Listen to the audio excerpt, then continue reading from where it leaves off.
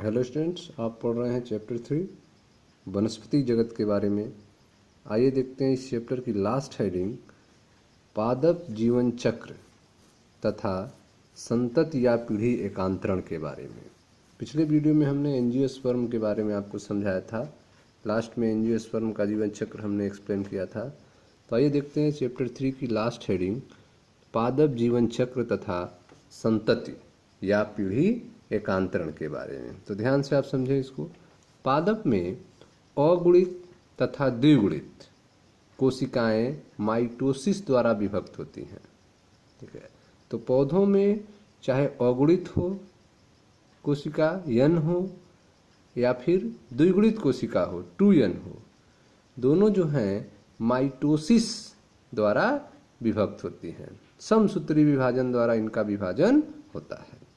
पादप में अगुणित तथा द्विगुणित कोशिकाएं माइटोसिस द्वारा विभक्त होती हैं। इसके कारण विभिन्न काय अगुणित तथा द्विगुणित बनते हैं। ठीक है, तो आप देख रहे हैं अगर अगुणित है तो प्लांट बॉडी जो है अगुणित तैयार होगा, अगर द्विगुणित है तो प्लांट बॉडी जो है द्विगुणित तैयार होगा। क्यों होगा ऐसा? क्योंकि माइटोसिस के द्वारा यह विभक्त हो रही हैं कोशिकाएं, इसलिए समसूत्री विभाजन के द्वारा। और समसूत्री विभाजन में क्या होता है? समान रहता है। अगुणित है तो अगुणित ही रहेगा, द्विगुणित है तो द्विगुणित ही रहेगा। ठीक है, तो आपने देखा कि पादप में अगुणित तथा द्विगुणित कोशिकाएं माइटोसिस द्वारा विभक्त होती हैं। इसके कारण विभिन्न काय अगुणित तथा द्विगुणित बनते हैं। अगुणित पादप काय माइटोसिस द्वारा युग्मक बनाते हैं। ठीक है, अगुणित पादप काय जो हैं वे माइटोसिस द्वारा युग्मक बनाते हैं। इनमें पादप काय युग्मकोद्भिद होता है।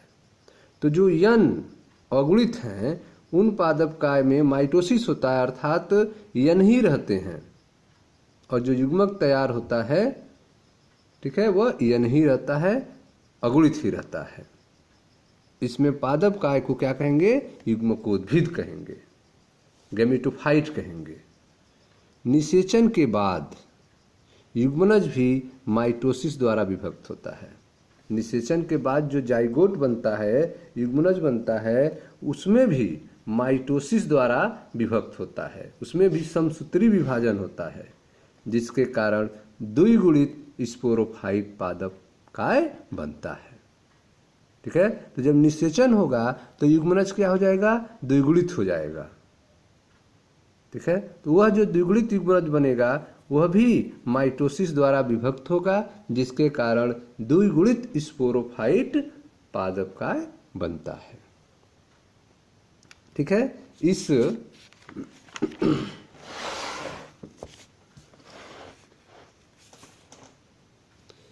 इस पादप काय में मियासिस द्वारा, ठीक है, जो द्विगुणित पादप काय है, बीजाणुद्भिद है, उसमें मियासिस द्वारा अगुणित बीजाणु बनते हैं। इस पादप काय में मियासिस द्वारा अगुणित बीजाणु बनते हैं।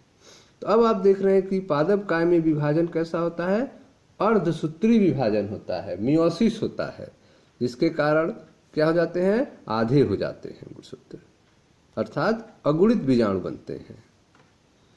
ये अगुणित बीजाणु माइटोसिस विभाजन द्वारा पुनः अगुणित पादप काय बनाते हैं। ठीक है, तो ये जो अगुणित बीजाणु हैं फिर उनमें माइटोसिस होता है, समसूत्री विभाजन होता है और पुनः अगुणित पादप काय बनते हैं। इस प्रकार किसी भी लैंगिक जनन करने वाले पौधों के जीवन चक्र के दौरान युग्मकों जो अगुणित युग्मकोद्भिद बनाते हैं और बीजाणु जो द्विगुणित स्पोरोफाइट बनाते हैं के बीच संतति या पीढ़ी एकांतरण होता है। ठीक है, तो इस प्रकार किसी भी लैंगिक जनन करने वाले पौधों के जीवन चक्र के दौरान युग्मकों जो अगुणित युग्मकोद्भिद बनाते हैं और बीजाणु जो द्विगुणित स्पोरोफाइट बनाते हैं, इनके बीच में पीढ़ी एकांतरण होता रहता है। इनके बीच में संतति या पीढ़ी एकांतरण होता रहता है। यद्यपि विभिन्न पादप वर्गों तथा उनकी व्यष्टियों में निम्नलिखित पैटर्न प्रदर्शित पाया जाता है। ठीक है, तो अलग अलग पादप वर्गों में और उनके पॉपुलेशन में कौन सा पैटर्न पाया जाता है, आइए उसकी चर्चा करते हैं। पहला है आपका बीजाणुद्भिद। नंबर 1, बीजाणुद्भिद संतति में केवल एक कोशिका वाला युग्मनज होता है। बीजाणुद्भिद संतति में केवल एक कोशिका वाला युग्मनज होता है। उसमें कोई मुक्त जीवी स्पोरोफाइट नहीं होता है। बीजाणुद्भिद संतति में केवल एक कोशिका वाला जाइगोट होता है, युग्मनज होता है। उसमें कोई मुक्त जीवी स्पोरोफाइट नहीं होता है। युग्मनज में मियोसिस विभाजन होता है। युग्मनज में मियोसिस ठीक है, अर्धसूत्री विभाजन होता है, मियोसिस विभाजन होता है, जिससे अगुणित बीजाणु बनते हैं, यन बीजाणु बनते हैं, यन टाइप बीजाणु बनते हैं, गुणसूत्र आधे हो जाते हैं। युग्मनज में मियोसिस विभाजन होता है, जिससे अगुणित बीजाणु बनते हैं। अगुणित बीजाणु में माइटोटिक विभाजन द्वारा, समसूत्री विभाजन द्वारा युग्मकोद्भिद बनते हैं। ऐसे पौधों में प्रभावी प्रकाश संश्लेषी अवस्था मुक्त जीवी युग्मकोद्भिद होते हैं। ठीक है, तो आप देख रहे हैं कि बीजाणुद्भिद संतति में केवल एक कोशिका वाला युग्मनज बनता है। उसमें कोई मुक्त जीवी स्पोरोफाइट नहीं होता है। युग्मनज में मियोसिस विभाजन होता है। युग्मनज में अर्धसूत्री विभाजन होता है, मियोसिस होता है, अर्धसूत्री विभाजन होता है, जिससे अगुणित बीजाणु बनते हैं।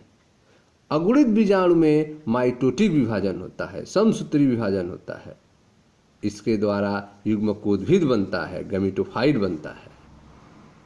ऐसे पौधों में प्रभावी प्रकाश संश्लेषी अवस्था मुक्त जीवी युग्मकोद्भिद होता है।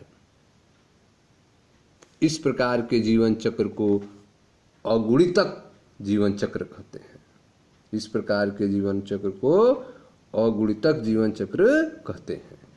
बहुत से शैवाल जैसे वालवाक्स, स्पायरोगैरा, क्लेमाइडोमोनास की कुछ स्पीसीज में इस प्रकार का पैटर्न होता है। अगुणितक जीवन चक्र पाया जाता है। ठीक है, तो देखें ध्यान से, यह अगुणितक जीवन चक्र है, जिसमें जो युग्मकोद्भिद अवस्था है वह लंबे समय तक रहती है, और जो द्विगुणित अवस्था है वह बहुत कम समय के लिए आती है। अगुणित अवस्था है, युग्मकोद्भिद अवस्था है, वो लंबे समय तक रहती है। युग्मक जनन होता है, जिसके बाद युग्मक संलयन होने से युग्मनज बनता है, जाइगोट बनता है, लेकिन तुरंत ही इसमें मियोसिस हो जाता है, गुणसूत्र फिर आधे हो जाते हैं, यन्न हो जाता है, बीजाणु यन्न हो जाते हैं और युग्मकोद्भिद अवस्था स्टार्ट हो जाती है। तो अगुणितक अवस्था ज़्यादा समय तक है तो यह पौधा जो है अगुणितक कहलाता है। युग्मकोद्भिद इसका लक्षण होता है। इस तरह का संरचना किसमें पाया जाता है, तो यह जो है बहुत से शैवालों जैसे वालवाक्स, स्पायरोगैरा, क्लेमाइडोमोनास की कुछ स्पीशीज में इस प्रकार का पैटर्न पाया जाता है। ठीक है, तो यह पहला पैटर्न हो गया। दूसरा है, कुछ ऐसे उदाहरण भी हैं जहां पादप में द्विगुणित बीजाणुद्भिद प्रभावी होता है, प्रकाश संश्लेषी मुक्त होता है। ठीक है, तो कुछ ऐसे भी उदाहरण हैं जहां पादप में द्विगुणित बीजाणुद्भिद प्रभावी प्रकाश संश्लेषी मुक्त होता है। युग्मकोद्भिद एक कोशिकीय अथवा कुछ कोशिकीय अगुणित होते हैं। जो युग्मकोद्भिद होते हैं वे एक कोशिकीय अथवा कुछ कोशिकीय अगुणित होते हैं। जीवन चक्र की इस अवस्था को द्विगुणितक कहते हैं। ठीक है, जीवन चक्र के इस अवस्था को द्विगुणितक कहते हैं। एक शैवाल फ्यूकस स्पीसीज इसी पैटर्न का प्रतिनिधित्व करते हैं।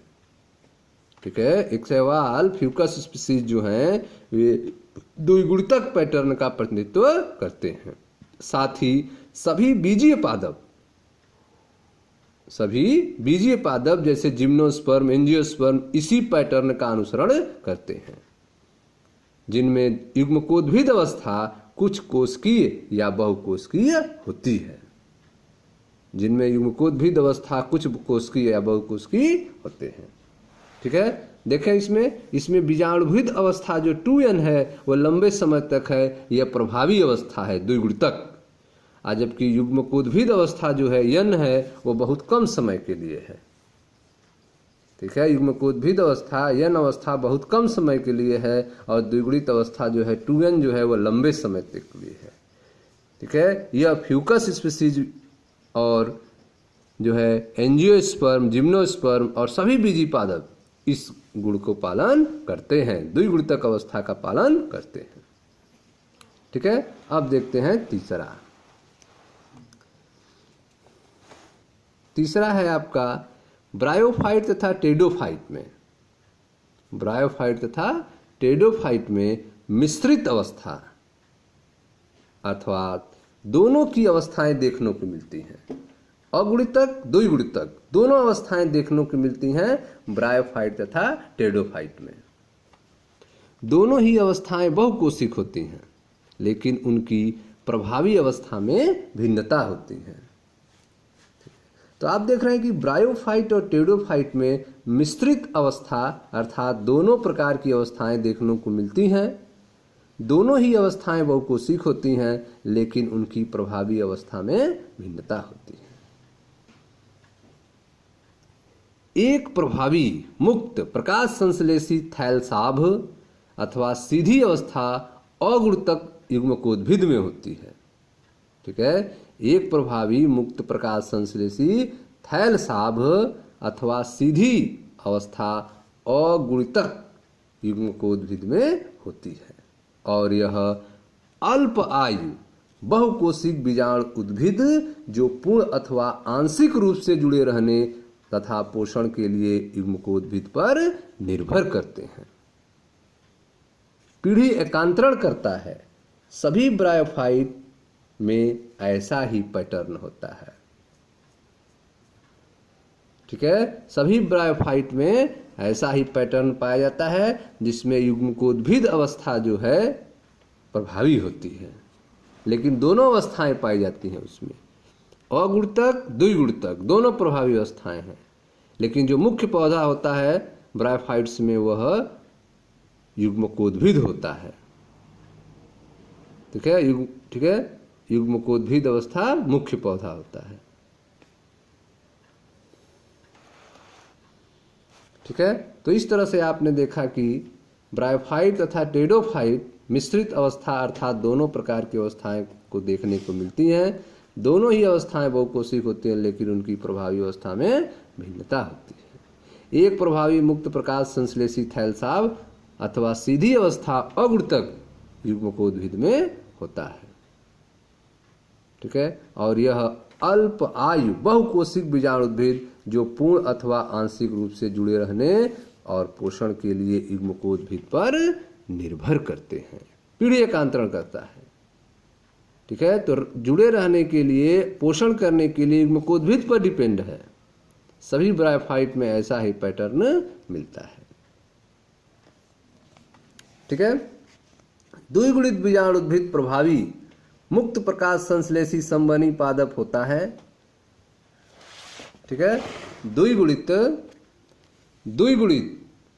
बीजाणुद्भिद प्रभावी मुक्त प्रकाश संश्लेषी संवहनी पादप काय होता है।